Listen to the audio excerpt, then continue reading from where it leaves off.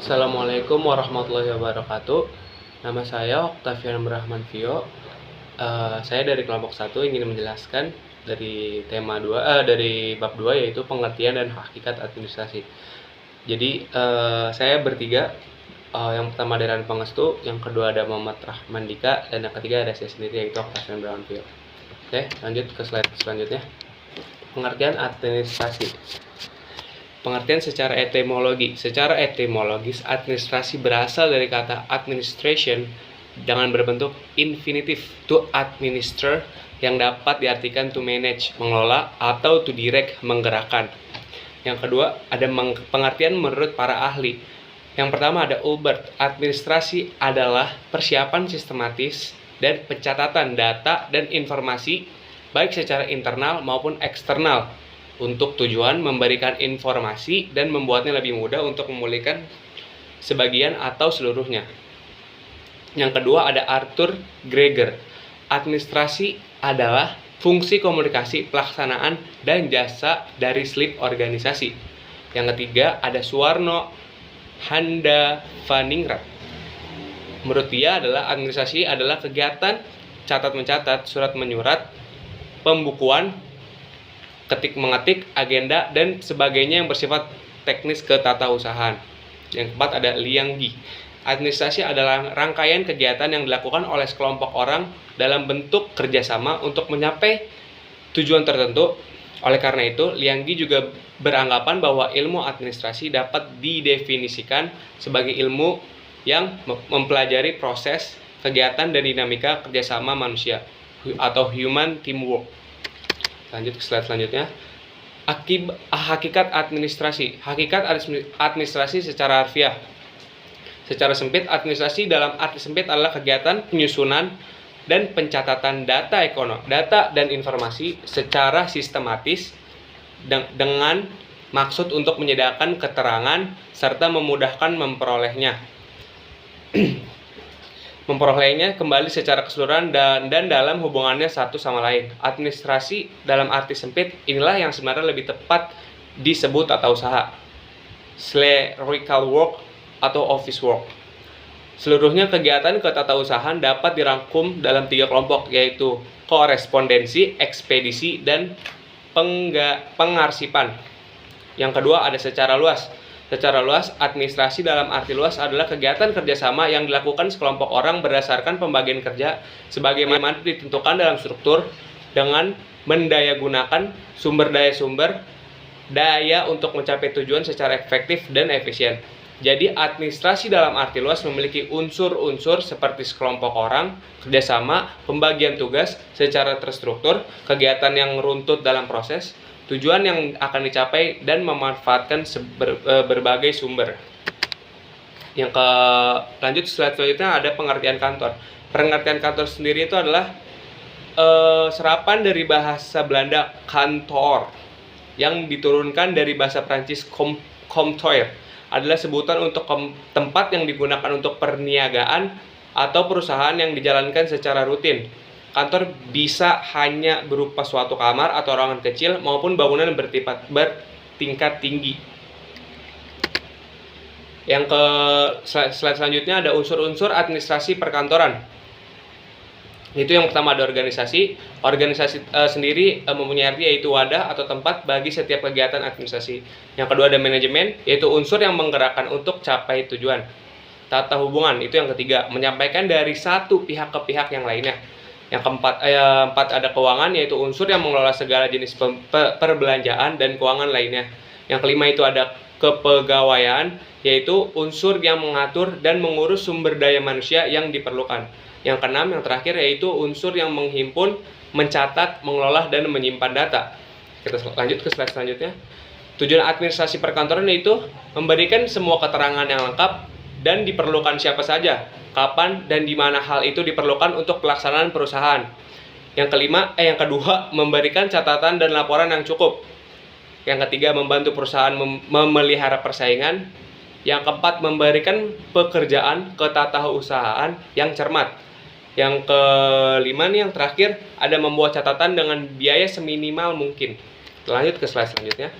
Kegiatan administrasi perkantoran itu ada 5. Yang pertama ada pengadministrasian seluruh kegiatan, yang kedua penyediaan informasi yang dibutuhkan untuk kepentingan manajemen, yang ketiga menginventarisasi peralatan kantor, yang keempat melakukan pengarsipan data sehingga mudah diakses oleh yang membutuhkan.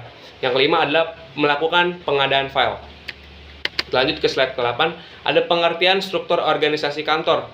Organisasi adalah kelompok orang, dua atau lebih, yang secara formal dipersatukan dalam suatu kerjasama untuk mencapai tujuan yang telah ditetapkan, sedangkan pengorganisasian adalah fungsi kedua dalam manajemen dan didefinisikan sebagai proses kegiatan penyusunan struktur organisasi sesuai dengan tujuan-tujuan, sumber-sumber, dan lingkungannya. Dengan demikian, hasil pengorganisasian adalah struktur organisasi.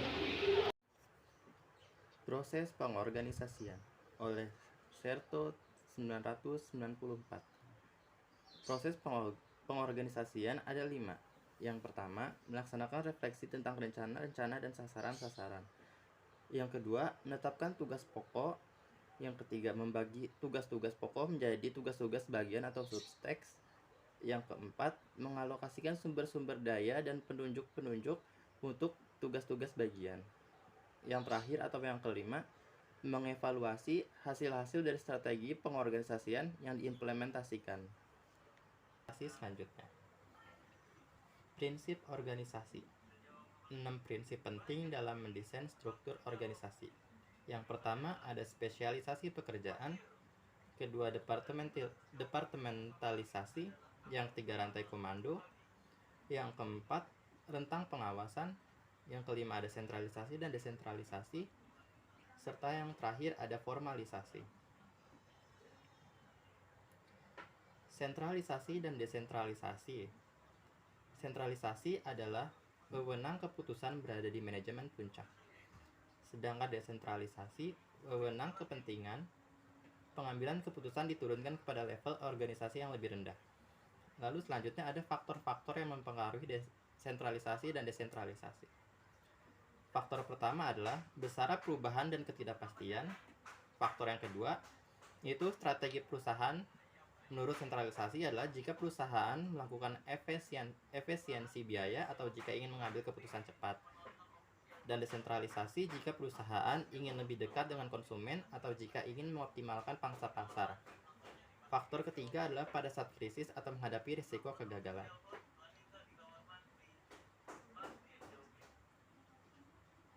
Selanjutnya ada struktur organisasi perkantoran. Struktur yang pertama adalah struktur garis, yaitu bentuk organisasi yang menjelaskan bahwa wewenang atasan dan bawahan terhubung langsung secara vertikal. Bentuk organisasi ini lebih bersifat otoriter. Di sini ada kebaikan dan kelemahan organisasi garis lini. Kebaikannya adalah atasan dan bawahan dihubungkan dengan satu garis komando.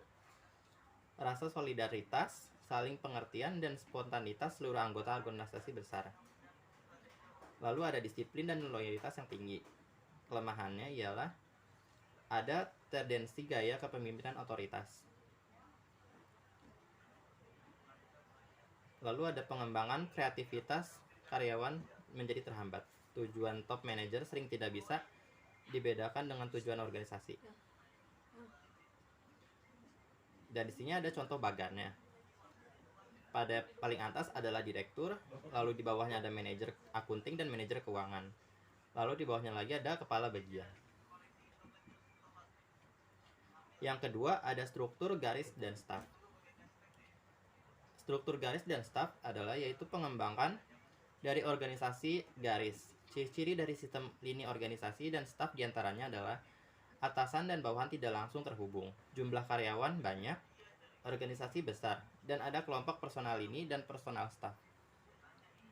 Kelebihan dan kelemahan dari struktur organisasi ini adalah kelebihannya yaitu pembagian tugas secara jelas, kerjasama dan koordinasi secara jelas, dan sifatnya fleksibel untuk diterapkan.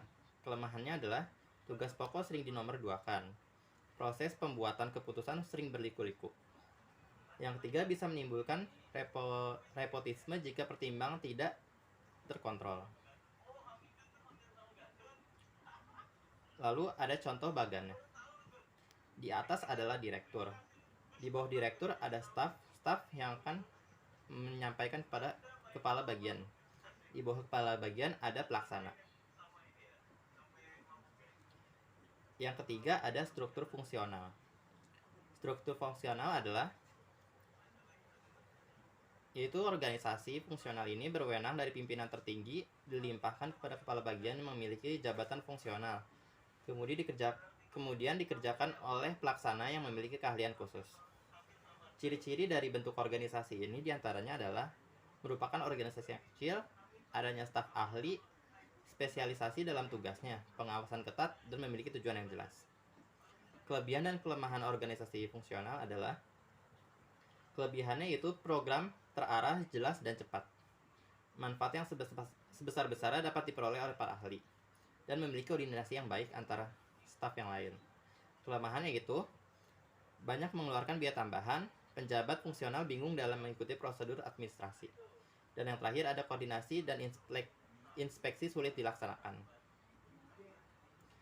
Berikut ada contoh bagan fungsional. Di atas adalah direktur, di bawah direktur ada koordinasi sumber daya manusia, manufaktur, dan akuntansi. Di bawahnya lagi ada staf pelaksana. Keempat, ada struktur organisasi perkantoran.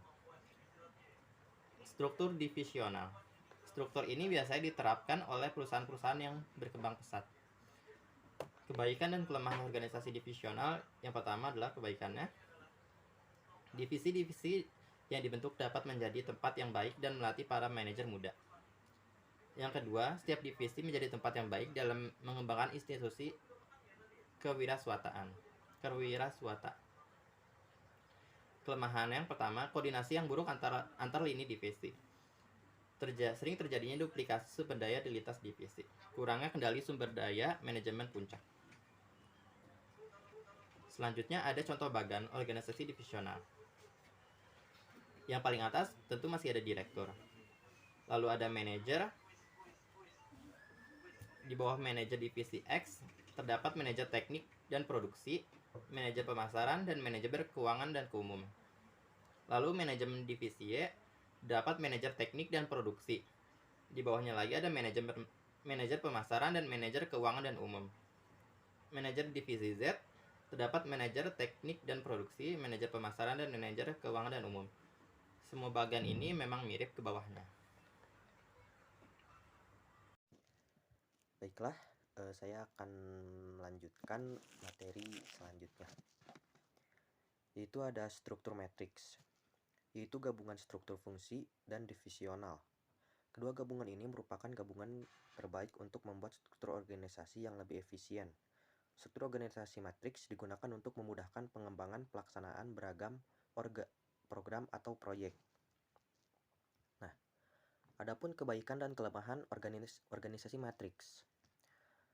Nah, dalam kebaikannya, penggunaan sumber daya yang lebih efisien dan tujuan proyek menjadi lebih jelas, banyak jalur untuk melakukan komunikasi, pekerjaan dapat dipahami secara lebih jelas, ketersediaan tenaga ahli untuk seluruh divisi, dan lebarnya tugas-tugas bagi para karyawan.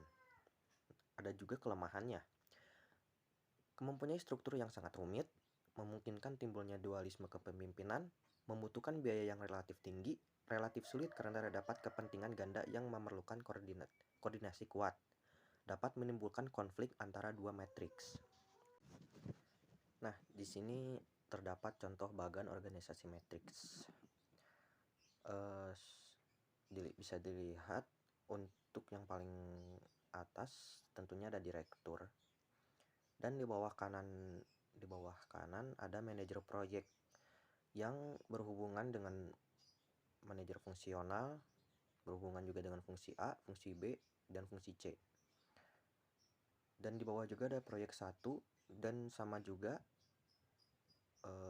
berhubungan dengan manajer fungsional, menghubung juga dengan fungsi A, fungsi B, dan fungsi C. Begitu juga dengan proyek 3. Nah, untuk slide selanjutnya di sini ada jenis-jenis administrasi. Yang pertama yaitu ada administrasi perkantoran atau publik. Administrasi perkantoran atau publik merupakan jenis administrasi dalam bentuk kegiatan perencanaan keuangan, penagihan dan pencatatan, personalia, dan distribusi barang serta logistik di sebuah organisasi. Umumnya, pekerja yang kerja di bidang ini disebut administrator atau admin. Nah, yang kedua ada administrasi negara. Administrasi negara adalah ilmu administrasi yang mempelajari tiga elemen penting kehidupan bernegara yang meliputi lembaga legislatif, yudikatif, eksekutif, serta hal-hal yang berkaitan dengan kebijakan publik. Nah, tujuan negara dan etika yang mengatur penyelenggaraan negara. Maksudnya serta hal-hal yang berkaitan dengan kebijakan publik, tujuan negara, dan etika yang mengatur penyelenggaraan negara. Baik, selanjutnya yang ketiga ada administrasi niaga atau bisnis. Administrasi niaga merupakan salah satu jenis administrasi yang bertujuan untuk mencapai tujuan-tujuan yang bersifat keniagaan atau keuntungan bisnis. Umumnya, administrasi niaga tersebut dijalankan oleh setiap manajer dalam suatu organisasi niaga atau bisnis yang mendatangkan profit. Dan yang keempat ada administrasi pembangunan. Nah, jenis administrasi yang meliputi proses pengendalian usaha oleh negara atau pemerintah untuk merealisasikan pertumbuhan yang direncanakan. Tujuannya adalah untuk menuju ke arah suatu keadaan yang dianggap lebih baik dan kemajuan di dalam berbagai aspek kehidupan bangsa. Nah, adapun yang kelima yaitu administrasi kependudukan. Administrasi kependudukan merupakan jenis administrasi berupa rangkaian kegiatan penataan dan penertiban dalam penertiban dokumen dan data kependudukan melalui pendaftaran penduduk, pencatatan sipil, pengelolaan informasi penduduk. Nah, nantinya data akan digunakan untuk pelayanan publik dan pembangunan di bidang sektor yang lain. Dan yang keenam ada administrasi keuangan. Administrasi keuangan merupakan jenis administrasi yang meliputi segala aktivitas yang berkaitan dengan keuangan dan pencapaian tujuan sebuah organisasi perusahaan. Jenis administrasi keuangan ini menghasilkan output berupa laporan keuangan yang membantu pengambilan keputusan bagi perusahaan atau organisasi. Nah, dan yang terakhir ada administrasi pendidikan. Administrasi pendidikan merupakan jenis administrasi berupa proses keseluruhan dan kegiatan-kegiatan bersama yang harus dilakukan oleh semua pihak terkait dengan tugas-tugas pendidikan. Nah, jenis administrasi ini juga mencakup kegiatan-kegiatan yang luas yang meliputi perencanaan, perorganisasian, pengarahan, dan pengawasan di bidang pendidikan. Nah, baik, mungkin hanya itu saja materi yang bisa kami sampaikan. Kurang lebihnya mohon maaf dan semoga ini bisa dipahami oleh teman-teman dengan baik dan bisa menjadi manfaat bagi teman-teman. Terima kasih. Wassalamualaikum warahmatullahi wabarakatuh.